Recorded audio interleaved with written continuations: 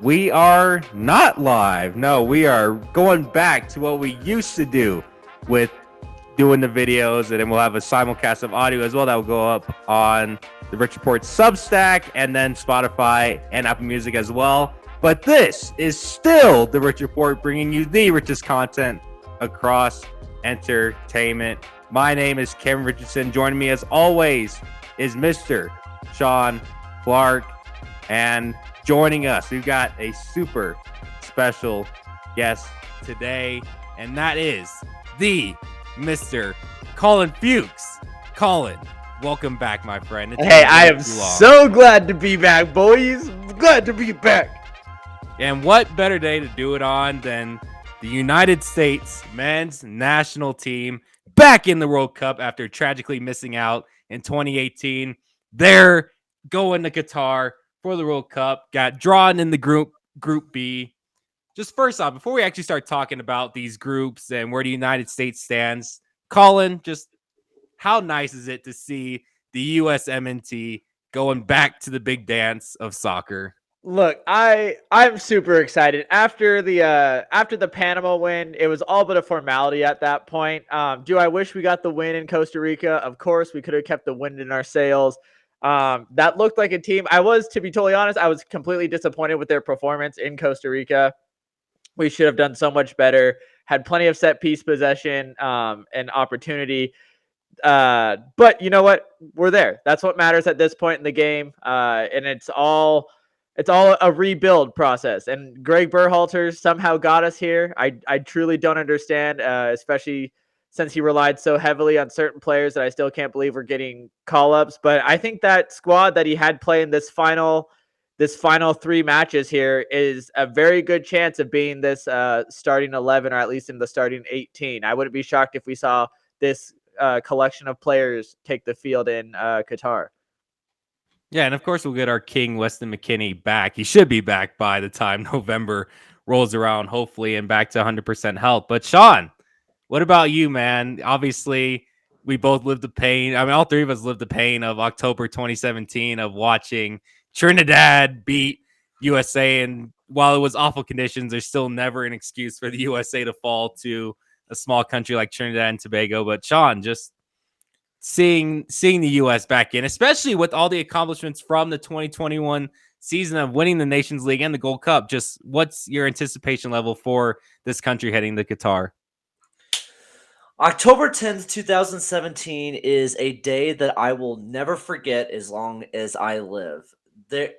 That day was pure pain if you're a U.S. fan. Not only did they lose to Trinidad and Tobago, but Mexico blew a 1-goal lead and gave up a late winner against Honduras. Costa Rica did the same thing against Panama. So 3 things that were very unlikely to happen all happened. On top of chaos in the South American qualifying that night and chaos in European qualifying that day, that's one of the craziest sports days I've ever seen. And U.S. got the short end of everything. It was pure pain. And especially the next couple years after that was arguably even worse. Because there didn't seem to be much change. Things didn't seem to be getting much better. They lost to Canada 2-0 in 2019. Which was utterly embarrassing. Cameron, I remember you and I had our radio show. We went on a whole rant for like 30 minutes about that loss. Oh yeah, we had a radio show the morning after that match, and we were furious, understandably so. I think that match was just as much as rock bottom as Trinidad because there wasn't progress being made. But after that match, more of the youth started coming in. A lot of out with the old and with the new. That's what started happening after that Canada match. Because after that Canada match, stuff had to change. Because the way the U.S. played in that match, there was no way they were qualifying. But the youth started coming. Serginho Dest, Tyler Adams. Obviously, Weston McKennie's a superstar. Walker Zimmerman really starting to take over as the main center back. Zach Steffen. As the goalkeeper, the youth started coming in. And from there, Christian Pulisic, who won the Champions League last year, by the way, and almost scored in that match too. really started to find his superstar status, and it was all capped off Sunday evening in one of the most cathartic and beautiful first halves of soccer I think I'll ever watch. 4 goals against Panama in the first half. 4. And Pulisic had a 5th in the second Yeah, half. I was trying to get audio recordings for the cup race after to get quotes to use for my recap, and you just hear when I'm going back and trying to transcribe, you just hear Sean screaming. I think it was for the second US goal, and so I kind of lost some quotes there, but hey, it was totally worth it. Well, I apologize, but yes, I was beyond ecstatic during that whole Panama first half. Seeing the US like that, they had to win that, because if they lost, they may be having to play New Zealand. They still would have probably won that match, but you don't want to be in the Intercontinental Playoff, which is what Peru is going to have to. Costa Rica is going to have to play New Zealand. So the fact that they played with urgency, the ball movement was chef's kiss. It was amazing. The play from Walker Zimmerman, who arguably was the man of the match, and Pulisic with the hat trick. Everything came together. All the youth, all the ball movement, all the unselfishness, the desire that was lacking in that Trinidad match. It all came together in the perfect first half of the U.S. men's national team. And because of that goal differential, it was by 4, which was the difference. It literally was the difference, because they beat Costa Rica by 4 goal differential. So that was the difference. And it was amazing. I loved every second of it. And now they're back. They're back. It is amazing. And I will say this for my birthday. I am going to get exactly what Collin's wearing right now, because I wasn't going to get one until they made it back to the World Cup. And now that they did, let's just say I'm a proud American today. Yes, I'm wearing a Belgium kit as well, but that's like my secondary. But obviously US first. 100%.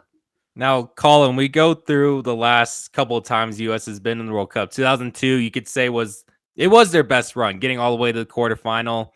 And then you look at the years like 2010 and the famous Algeria goal that that will forever be one of my favorite moments, just as a sports fan. And then 2014 which is what I would say is their best performance in the World Cup and arguably their best squad ever. A team that went toe to toe with, you could say, 3 top 5 teams in a row with Germany, Portugal, and Belgium, just getting a murderous row of nations to go up against. And then obviously 2018, little bit of just no chemistry at all, because you had the old guys still with the new guys and they just didn't mesh well. Now 2022, you got this young core that's, while they might not be ready to make that huge push, there's that foundation is building and building and building. And by the time we get to that World Cup that's being hosted by North America in 2026, that's going to be that golden generation for the U.S. But sticking with 2022, we look at the group stages here.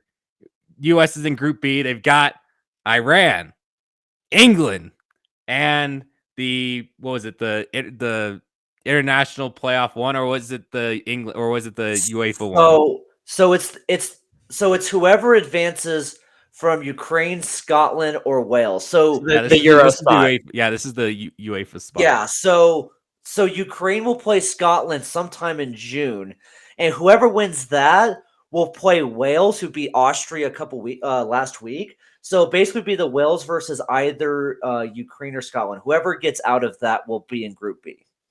Now, I'm one that likes to watch the road burn, so I am rooting heavily for Scotland to get out of that. And so we get a group of England, US, and Scotland. And we all know what happened in Euro with England and Scotland. But Collin, when you look at this entire group, I mean, it's full go. It's going to be a pure war, for lack of a better term, with England, the United States, and potentially Scotland or Wales. Yeah, and you say Scotland or Wales, don't knock out the Ukraine. Look at everything that they're having to go through these last 6 to 8 months now with the controversies in Russia and everything. They have something to play for, and it's something that we've seen in times past. We even saw it with Qatar when they had the invitational to the Gold Cup. They put on a much better performance than we thought that they would have. Obviously, the U.S. would go on to lift that trophy, but the fact that they made it as far as they did was sensational. the Ukraine are kind of in a position right now where they have nothing to lose, because we might see a similar story to Sung Hyun-min with South Korea, when, remember, they were dealing with war situations of not only did he get to play international soccer, he then had to do military duty for his country simply because of how they do things out there. We could see Ukrainian players have to do very similar things should things escalate in Russia. So they have nothing to really lose at this point, and they have the entire pride of a nation on their back. So don't be shocked if, I know we want a Scotland or a Wales so we can get some more of those, key figures in there, like, say, get a Christian Pulisic versus a Gareth Bale situation kind of thing. But don't knock out the Ukraine, because, again, they have nothing to lose. However, everything else, going based off of what I even noticed the rest of, Maurice Adu, Alexi Lawless go off of, this is a manageable group. If we're the U.S., this is something that we should take pride in, and this is a group we can get out of. Obviously, we're all looking at England to top this group. They have a very young core similar to us, but they have experience and they have skilled veterans, and that's what makes the difference for them.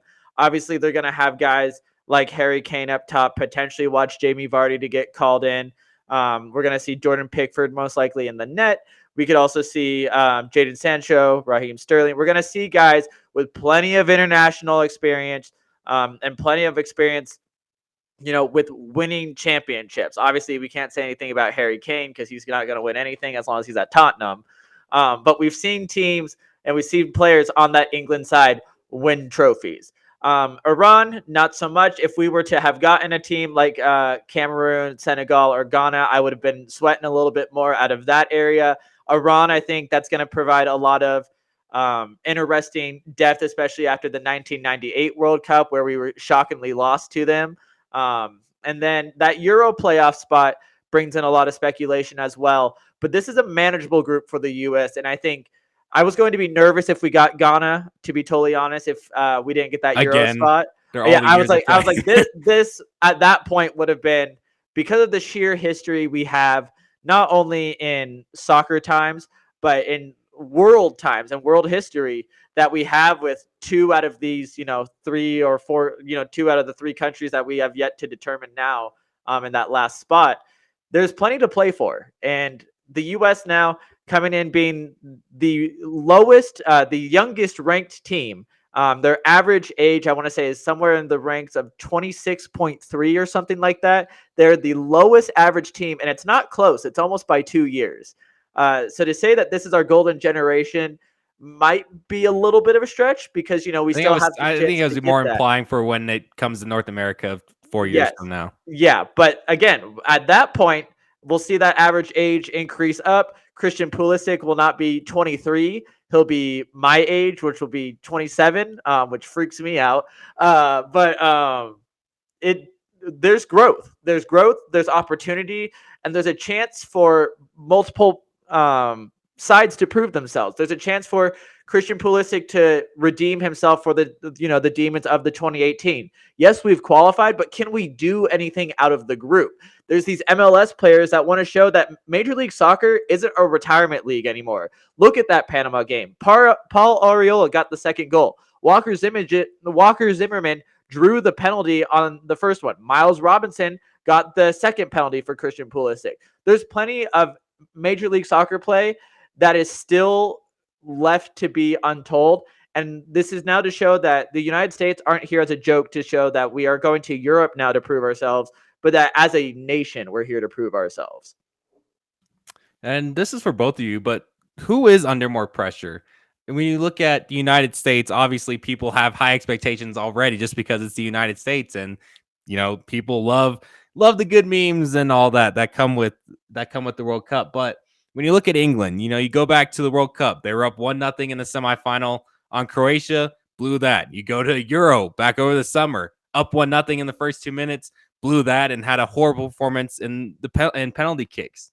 So when you look at this team, that this is now their opportunity to win it. I mean, yeah, sure, Brazil may be favored and all that, but England is riding that wave of all this talent, all the success they've had in the last World Cup and then back in Euro, and just haven't gotten over that hurdle yet. But Sean, just how much pressure just is on England to finally bring it home? Is it coming home this in the winter? No. No. No. In 2026, that's a different conversation, and I think it's much more possible then. However, yes, there is a ridiculous amount of pressure on England because you were a one penalty shootout away from winning the Euro, which is let's be real here. The Euro is basically the World Cup 0.75. It is close to the level of hype and attention the World Cup gets, but obviously this is on a now global scale, so it heightens it. They could not get it done in Euro. And you can argue that England had a very favorable route getting to the Euro final. They beat Germany, which, let's be real, they're not your grandpa or daddy's Germany. They're not.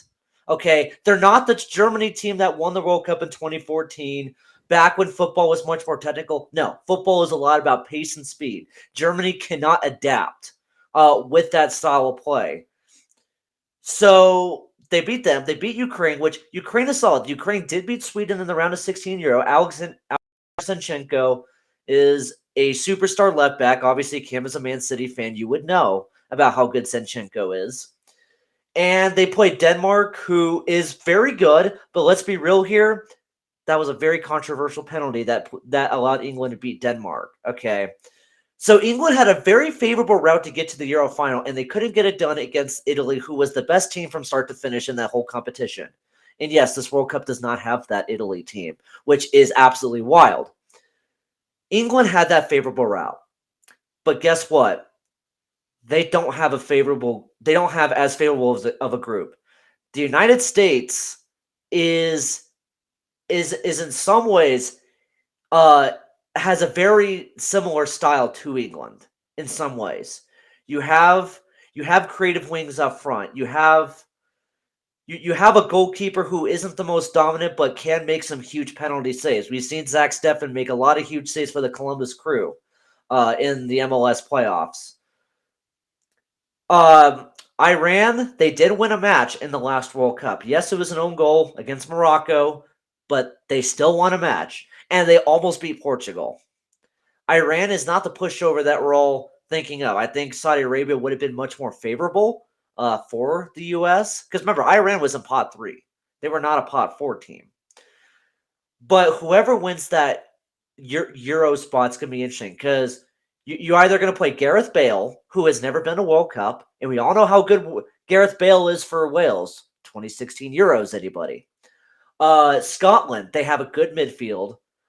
They have a good back line as well. They're very technically sound, and that's why they were able to have a 0-0 draw against England in Euro, which England was very salty about that, and the salt was delicious for all of us.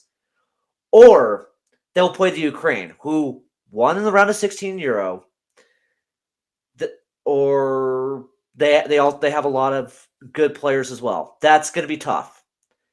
It is favorable for the U.S. to advance. It is not. I apologize if I said the Ukraine. It's Ukraine. I apologize. It is favorable for the U.S. to advance because they should be Iran and they should at least draw against any of those 3 European teams.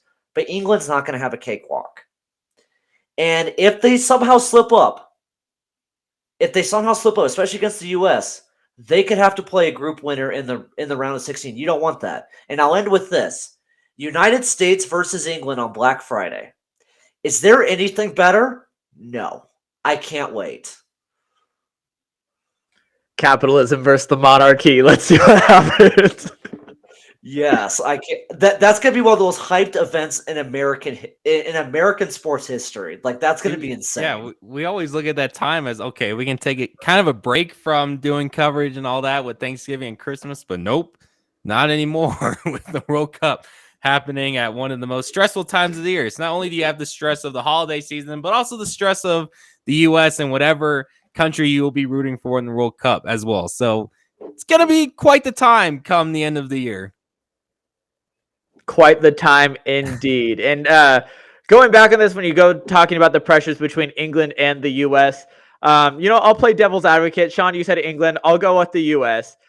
Obviously, yes, there's going to be pressure. It's going to be talked about for years to come, especially because we've heard so much hype on this generation of players, on Weston McKennie, Tyler Adams, Brendan Aronson, Christian Pulisic, Zach Steffen.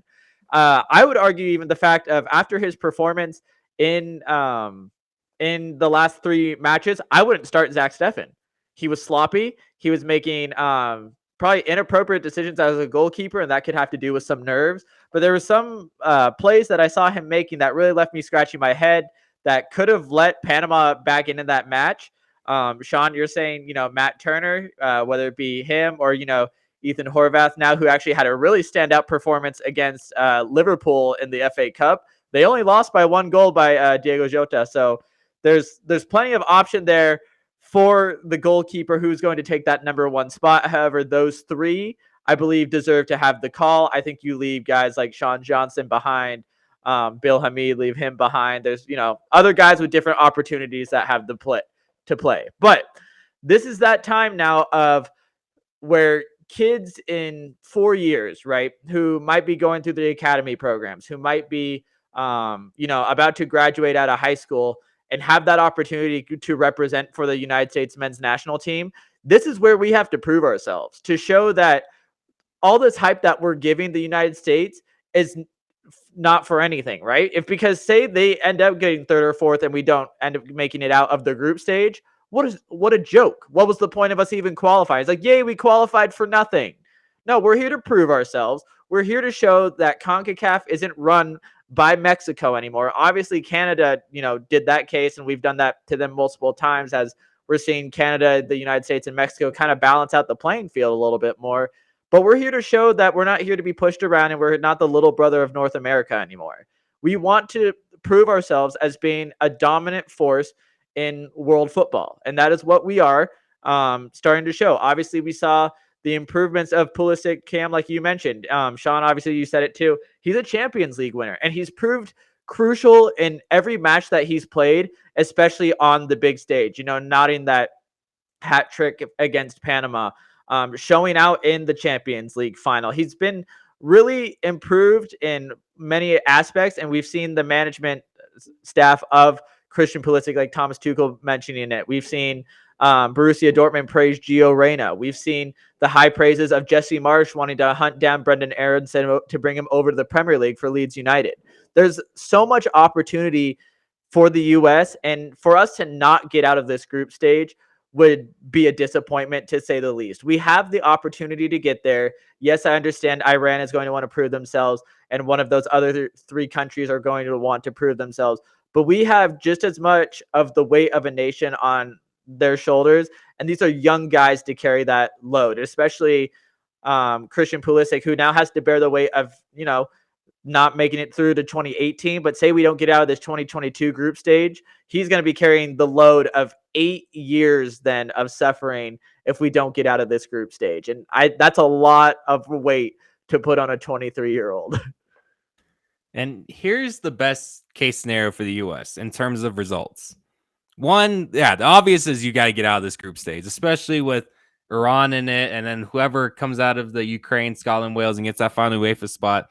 Those are, like we've been saying, they're very manageable matches to get over and get into that final and get into the knockout stage. But the main thing I think the U.S. needs to focus on, imagine you get a draw or you manage to stun England, you set the whole world on fire, and you get this country backing you, because the United States, whether it be for the memes or you actually hate England, that's going to be the must-watch sporting event of 2022. Forget anything else that could happen for the rest of this year. When that day comes around and everybody's all tired and they want to stay home after the day after Thanksgiving, and you get England and the U.S., all eyes are going to be on that match. If you can pull out a draw at least against England like they did in 2010, now granted, that was the gift of all gifts given to the U.S. in that match to pull out that draw in 2010. But this is a far better England team than what it was in 2010. If you get that draw with the entire country watching, you now build all that hype for 2026 when you're the host. Whatever happens in the knockout stage, fine. If we were to lose someone that, let's say we get thrown a Portugal or Belgium, like the hell the U.S. was given in 2014.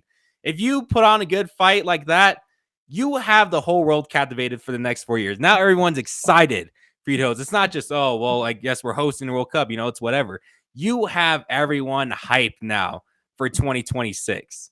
So there's going to be not only pressure just to perform in that match, but you now set the tone for what the next 4 years are going to be like for us, because there's no pressure with World Cup qualifying. You're already locked in to 2026. The focus is on, okay, now if we can pull out a good result against England, now everyone's watching. Now everyone's like, okay, there's something that we can look forward to in 2026 outside of an automatic knockout in the round of 16. So there's so much more at stake for the U.S. in this World Cup than just getting out of the knockout stage. If they can perform well against England, the level of anticipation for this nation when they get the host in 2026 is just going to be through the roof. But let's shift on from the United States, because this is a pretty exciting just overall group stage. There's not really a true group of death. And when I look at these groups, really outside of Group D, depending on who gets out of that international spot, who gets that final international spot,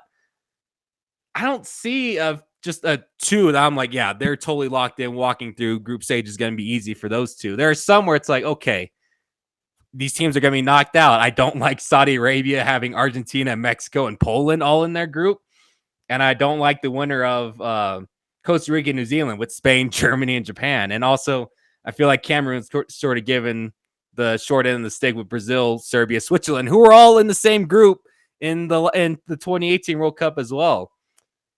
But when we look at these groups overall, what do you think is the most dangerous, or the quote unquote group of death? For me, it's definitely Group H. Now we can make an argument for Group C and Group E as well. But Group H, when I look at just 4 teams in general that could all advance, Group H is that. With South Korea, obviously you got Heung-min Son, Uruguay with Luis Suarez, Ghana can always stun anybody, and obviously Portugal as well with potentially Ronaldo's final World Cup, and even with Argentina and that being Messi's final World Cup. Just what do we think overall is the toughest group? Well, let's talk. Yeah, we can talk Group H really quick. You mentioned it. Luis Suarez is now overtaken to be the all-time leading South American goal scorer when it comes to World Cup qualifying goals, or at least I think it's international goals as well. Portugal, obviously, this is another.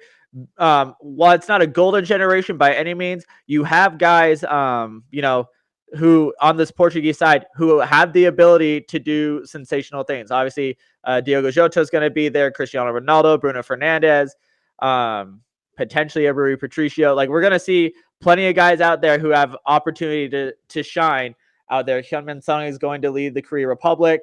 Ghana, again, Cam, you mentioned it. They somehow, when World Cup time comes around, Ghana is exciting to watch because, and granted, it's a shame we won't get the U.S. versus Ghana, unless for some reason we see that in a World Cup final. That's really, in reality, the only time we could see it because, we're going to get matched up against depending on where we finish, against the 1 or 2 spot of Group A in the quarterfinal.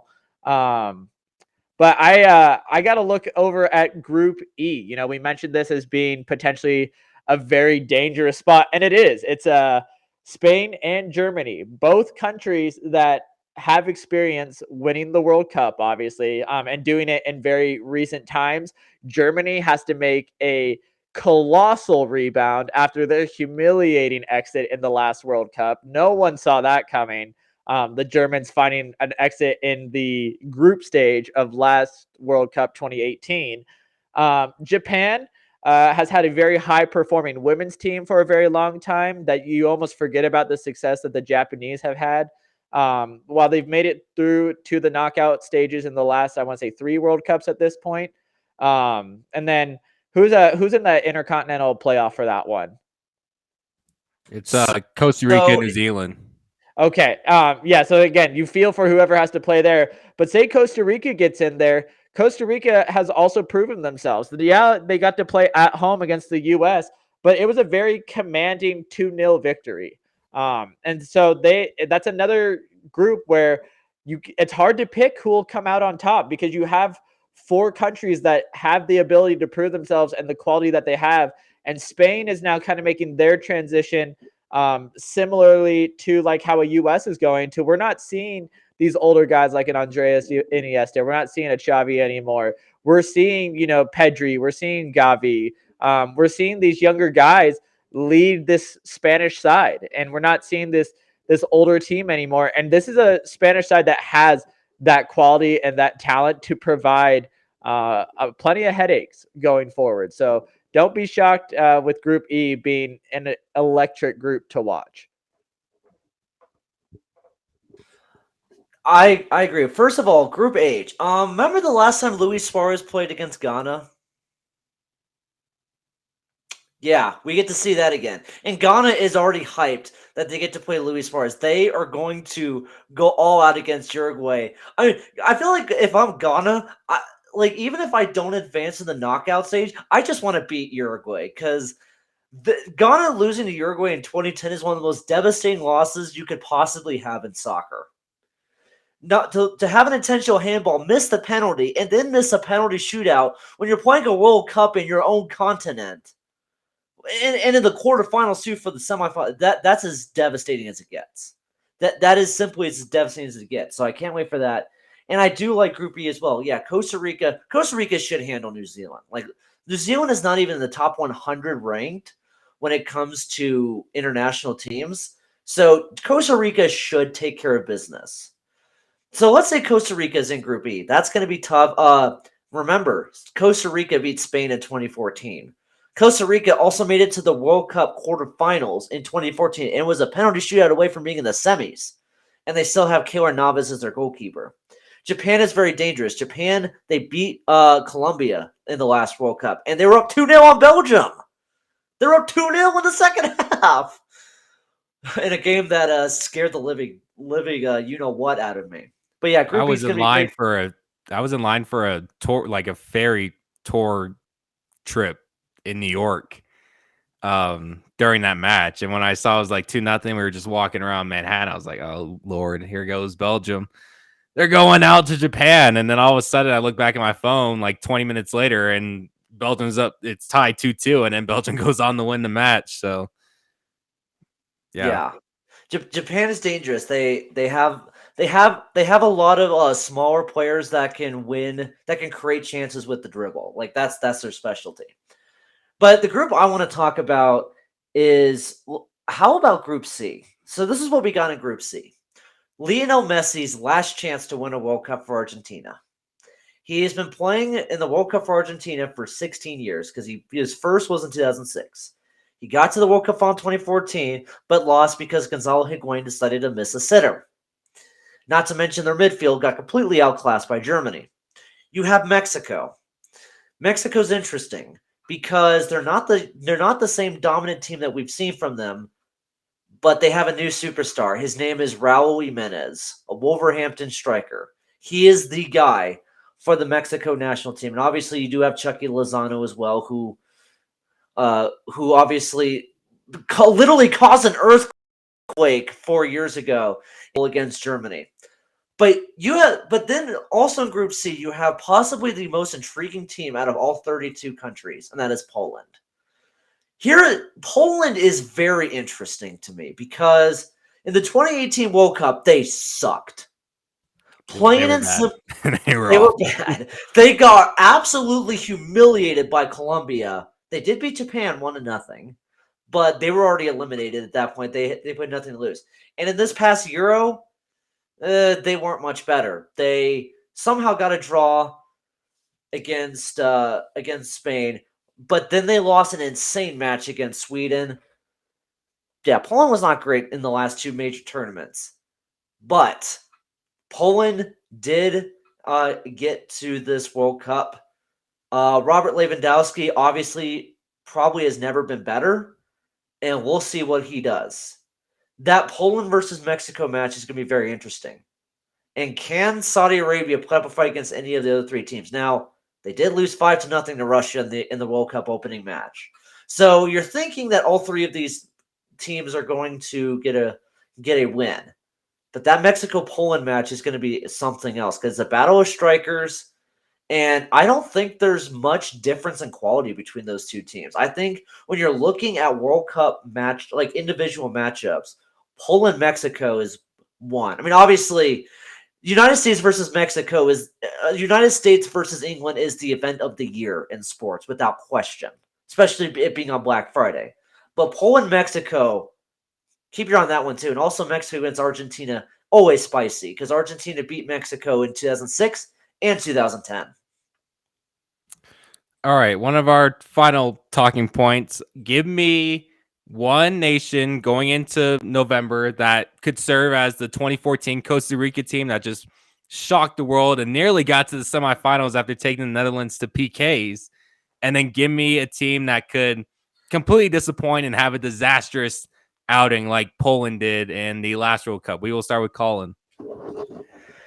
Good question for sure. I'm trying to think of like from the underdog standpoint, but let's not say an underdog, but a team that I feel like is not going to get the recognition they deserve, and that's just simply because of the talent that we have in other groups. Let's talk Senegal. Senegal, obviously the AFCON champions. They have plenty of talent on there. Obviously, the two standouts being Edouard Mendy, the Chelsea goalkeeper, and then Sadio Mane, Liverpool. But plenty of talent on that squad. They've got loads of pace. They're actually very defensively sound. They have a very nice midfield. I think the biggest thing they need to make sure is that their scoring front does okay. You can't rely solely on the back of Sadio Mane because he's not a number 9. He's way more comfortable in that 11 role, being, out there on the left back side, or not left back, on the left wing. You don't really trust him too much running up the center of the pitch. So be on the lookout for Senegal, I think, is going to be a little bit of a bigger push. And then looking for a side that is still big but could not perform as well. Oh, geez, that's where the tough one, to be totally honest. I think you're gonna have to look at. I know Portugal has a chance to do well. I don't think they have enough to get as far as people expect them to. I don't think solely on the back of Ronaldo. We've seen his transition to Man United hasn't been the greatest transition we've ever seen. There's other Portuguese players that are performing better than him, you could say. His own teammate in Bruno Fernandes, for example. But I don't think they're going to be as successful as people expect them to. I don't see them getting to a semifinal. I don't see them being.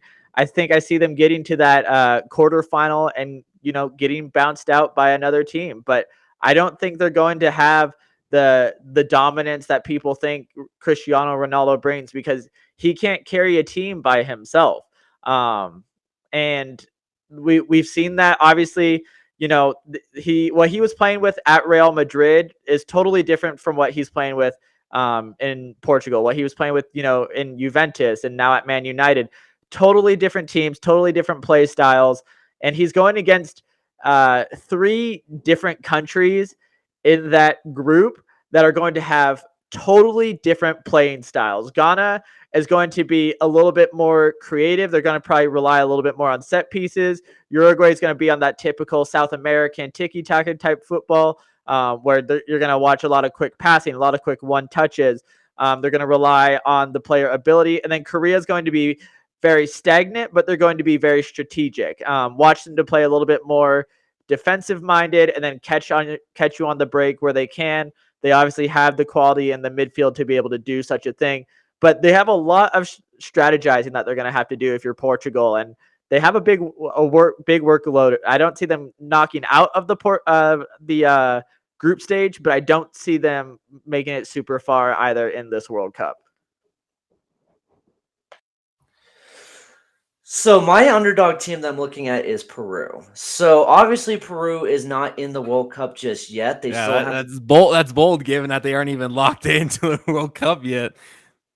This is true, but assuming that they do beat New Zealand, assuming that they beat Australia or the United Arab Emirates. So if you look at Group D, it looks very familiar, doesn't it? Because France, Denmark, and Peru shared a group 4 years ago. And Peru is a team that can score in bunches. They have a lot of creative wingers. You have Edison Flores, Andreas Cuadrado. You have those playmaking wingers. Peru can score in bunches. They dispatched Paraguay 2-0 to clinch fifth place in the South American qualifying Combo Bowl. And looking at their group, obviously France is going to be a heavy favorite, but let's look at that Peru-Denmark match. That's going to be sensational because both teams can score very well. And they met 4 years ago, and I'll tell you what, Peru missed a lot of open College chances. basketball's still on, I guess, so I guess it's okay. That is true. Peru could have scored at least 5 goals in that match against Denmark, but they lost 1-0, and it was a goal from Yusuf Poulsen. You don't think Peru has been thinking about that for the last 4 years? How many open chances they miss? Because if Peru wins that match, or even draws, they most likely advance to the round of 16 and not Denmark. Peru's been thinking about that, and I think that is very possible. As much of a feel-good story as that Christian Eriksen's back on the pitch for Denmark and scoring too, and Denmark is incredible, Peru is opportunistic. They're very dangerous, and I think they could give Denmark a run for their money, possibly knock them out of the group stage. Now, as far as the team that's a heavy favorite that could disappoint, I'll be honest. This is going to be a bold take, but Netherlands. Netherlands is easily the favorite to win Group A. Let's be real here. Easily. I think that they might disappoint. Can they, I'll ask you this, because they weren't in 2018. So can they really disappoint? Because I think they had their lowest moment, when they didn't get into the last World Cup. So is this more like a rise for Holland? Is it really, are their expectations set for the Netherlands? Now, granted, this is the Netherlands, but are expectations all that high? I mean, you do have to look at them as the favorites. And considering they did put on a strong performance in Euro, with the only team that got all 9 points in the group stage in Euro 2020. Yes, they did lose to Czech Republic, but Senegal is a dangerous match. Ecuador is very gritty, and they're a tough out. And Qatar obviously is the host. I think Netherlands could have a tough billing, but if you want a more clear favorite, I think Argentina is in a little bit of trouble as well. Mexico, yes, the joke is they can't get out of the round of 16. But Mexico still has a lot of scoring. And Argentina is not exactly known for their defense of their midfield. And obviously, Poland could surprise, as I've said. Obviously, Saudi Arabia should be fine, but with Argentina's lack of a defensive midfield compared to a lot of other countries, I think Argentina should be a little nervous. I do think Argentina should be a little nervous. I will say, as much as people are nervous for Argentina and Portugal, just for the given that we could be watching Ronaldo and Messi in their final World Cup, I still think they'll find a way. I think there's just a lot of heart that those two have for their respective nations that it's impossible to see them disappointing. They might lose out early, like in the round of 16, but I expect both of them to at least get through into the knockout stage. I think the team that, you should be worried about if you're a fan of them, it's that number 1 ranked team, man, in the nation, Brazil. Look, I know Brazil is the soccer powerhouse, but for a nation that can lose a semifinal in their own country 7-1, anything is on the table for Brazil. I think Neymar has sort of matured over since that 2018 World Cup, sort of, a little bit, just a little bit, because we all know how bad his acts were against Belgium in that match. My God, but Brazil lacks that leadership that you would expect from teams that couldn't win the World Cup. Brazil doesn't have that. Brazil is just Neymar, and not really much else. If he's, acting up and doing all that, I mean, there's some good sound teams in their group with Serbia, Switzerland, and the wild card in Cameroon. If Brazil squanders a match early on, let's say they lose their first match. So I believe Serbia, because I think it's 1-2 and 3-4 playing each other. I think that's how they announced it. They said Qatar and Ecuador was the first match in the World Cup, but yeah, I don't know. That is correct. That is correct. So let's say they lose or draw to Serbia. Now it's like, okay, there's some pressure on Brazil. Switzerland's not going to be tough. Is not going to be an easy out, and neither is Cameroon. So Brazil, I think early on already has their backs against the wall. So we'll see what kind of Neymar we get. But if it's the one that was involved in a 7-1 loss to Germany in 2014 in their own nation, and then 2018 losing to Belgium in the quarterfinal, anything's on the table for this nation. I'm not buying Brazil. I don't like their ranking. I think they're ranked just based on merit and what Brazil has done in the past. But Brazil's just not that nation I look at and go, wow, yeah, they totally just going to roll their way to a semifinal or further. And there's the obvious. I don't love Belgium or Croatia. They're both old. You could say that they could disappoint, but I don't have much expectations for Belgium. Belgium is old, and while they still have talent compared to other countries around the world, I think they're kind of in that 2017 zone with the U.S. in that they're just not going to mesh well together when when the World Cup begins. And not to mention, they've got the team that I think is going to surprise everyone in Canada. Alphonso Davies, only 21 years old, has done some great things with world powerhouse Bayern Munich. I mean, to stand out for that club when you're from the CONCACAF side of things is just an unbelievable. Just goes to show just how talented he is. And Canada just has a good group of guys that, I've made an argument to say, hey, we're actually now the best in CONCACAF. It's not the U.S. It's not Mexico. It's us now. So there's just so many good storylines going into this World Cup. I mean, obviously you got England and the U.S., but now just having those three CONCACAF teams and England, no, not England, the U.S., Mexico, and Canada, them being all in the World Cup at once. There's a lot of fun stuff that's going to happen, and I honestly can't wait. But gentlemen, final thoughts. What if you're talking to a U.S. fan and they're asking, okay, what's the U.S. going to do? Collin, what would you tell them? Like, what's my expectation for them? Yeah, like what would you tell like someone who's asking you, hey, Collin, I know you know a lot about the U.S. team. What should I expect? How far are they going to go? I'm putting like quarterfinals on them. I think they can get out of the group stage. I think they can at least put up at least a good first round in the knockout stages. I think once things progress further and you're having to take on it's hard to really gauge because we've only really played CONCACAF opponents recently, and we've had very hit and miss performances. We had obviously the great win against Panama 5-1, who was in that 4 spot. So it's not like they didn't have anything to play for.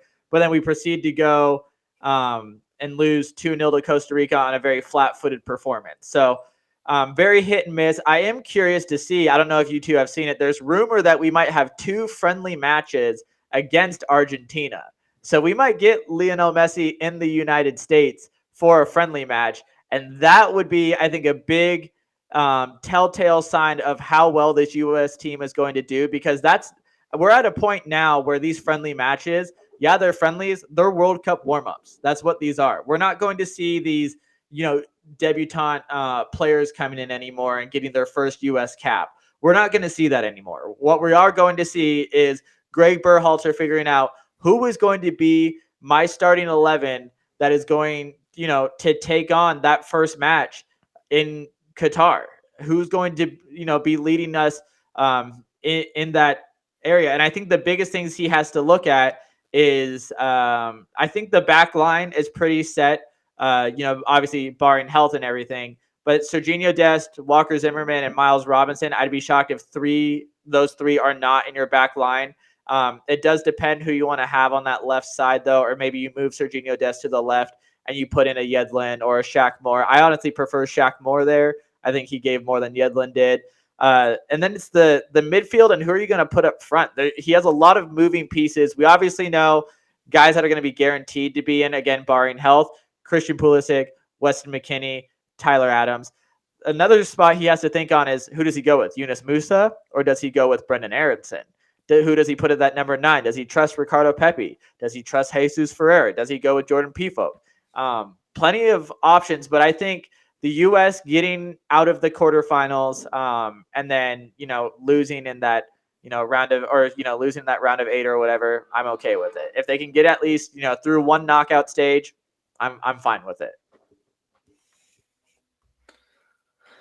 I would have to say round of 16 is the most likely thing I would say. I mean, obviously, so if they were to play the winner of the Group A, which I think will be either Senegal or the Netherlands, I think the U.S. does have a solid chance to advance.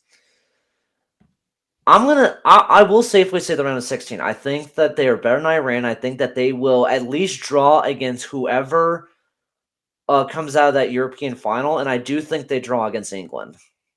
If they somehow beat England, that would set the world on fire. But I think they draw England, at least for right now. So I think round of 16, and I think what's going to happen in the round of 16 is either they're going to have the most devastating loss imaginable, like in 2010, or they're going to breeze their way to the quarterfinals. It's going to be one of the two. They're either going to lose in devastating fashion, or they're going to win in controlling fashion. So I'm going to lock in the round of 16 at least. That will do it for this edition of the Rich Report. For Sean and Collin, I thank can't you do guys. it, Cam. What's your thought? Oh, what's my thought? Look, I think I go back to my expectations for the U.S. It's that at least what will satisfy me as a U.S. fan, get out of the group stage and either draw or defeat England. Because let's say you get out of the group, and you lose to England, it's gonna be like, oh, here we go again. It's gonna be like 2010 or 2014 where we can't really knock off the top dogs. We can draw with Portugal, we can hang with Germany, we can hang with Belgium, but it's about getting that point. Give me a point against England. That's what I ask. Give me a point against England. You now set the tone for whatever happens after this, and you build that excitement for hundreds of millions of people for when you host in 2026 and are already locked in. That's the great part about hosting, is that you don't have to worry about your qualifying and where you go. You're already in. You focus on building that 11. That's going to be like, okay, you can start to believe that there's some big things that are going to happen when we're hosting. That will now do it for this edition of the Rich Report. Collin, it is so great to have you back. Hopefully you're on as our soccer analyst as we start preparing for the World Cup this fall and winter. Sean, I know you're excited for the World Cup. Just, gentlemen, any final thoughts before we head out of here? Glad to be back. Preach at me whenever you need me. I'm here. But yeah, super, super glad to be back talking soccer again. Yes, it is great. This World Cup is going to be absolutely electric. Black Friday is already circled on my calendar as, that's going to be the day. I cannot wait for that. The big tournaments like this really bring out the highest extent of sports passion to me. So I'm very excited for this World Cup. But for now, we got Champions League quarterfinals to look forward to in the next few days. So at least we have that in the very immediate future. Our social media links you can see in the video, but they'll also be down in the description below, as well as the link to our Substack for all of our written stuff as well. So make sure to go subscribe to the Substack and go follow us on social media.